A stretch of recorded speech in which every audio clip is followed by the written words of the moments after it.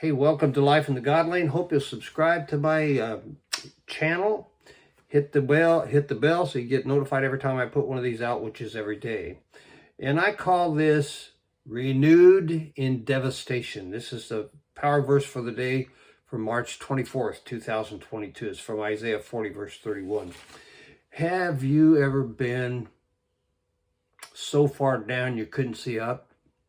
It happens. If you haven't, keep living. You probably will. The time will come when you'll be so far down you can't see up. Bad time. Think about the people in Ukraine. They're going through that right now. People in Ukraine are getting hammered. They're so far down they can't see up, especially Christ followers, I guarantee you. Now, I've been there a couple times in the 73 years that I've been stumbling around. And I'd rather not go back. This is not fun. I've watched a sermon recently by Dr. Tony Evans. I watch everything he puts out.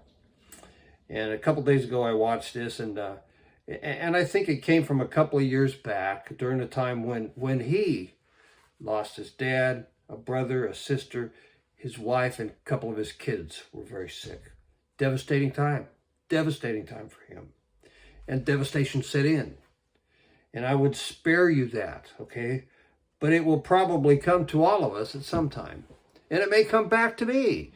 Tough times have a way of doing that. They circle around and come back and hammer you again. And I want to share with you sort of the approach that Dr. Tony Evans took with Isaiah 40:31. This is a passage of scripture that I'm very familiar with. I pray through it every day. Isaiah 40:31. In fact, a couple times a day.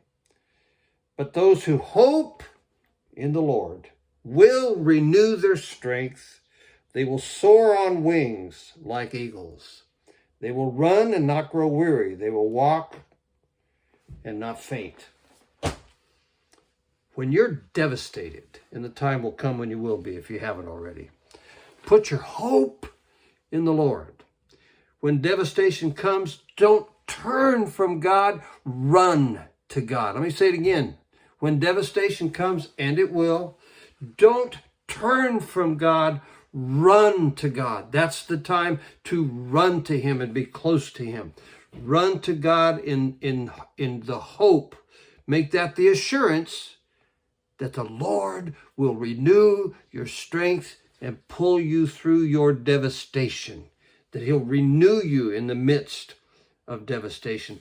Isaiah gives Israel three pictures of renewed strength in a time of absolute devastation. First is this: put your hope in the Lord and you will soar on wings like eagles. The eagle pushes the baby out of the nest to force him to fly. He has to fly or die, okay? So he pushes him out of the nest when he's really, really young. If he fails and falls, you know what the adult eagle does?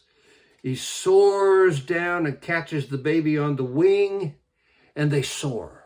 That's what he's talking about.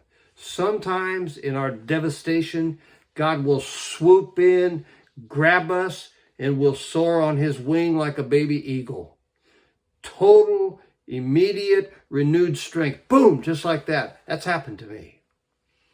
Soar on a wing like an eagle. You get over it quick. Other times are different.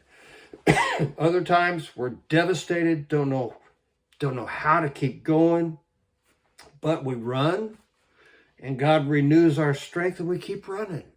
This is kind of the middle place, you know. You're running, and He keeps you running. He renews your strength so you can keep running. We might not soar on wings like an eagle, but He keeps us running. He keeps us moving. The third picture is one of absolute devastation setting in your life. And we turn to the Lord for hope. We don't run from Him. We run to Him, okay? And He renews our strength. And He just keeps us walking with His strength. Sometimes He just keeps us walking without fainting, without collapsing. So how do you know whether you will soar, run, or walk? You don't. You don't until the devastation kicks in and you run to the Lord instead of running away from the Lord. And you run to Him in the hope that He will renew your strength in the midst of your devastation.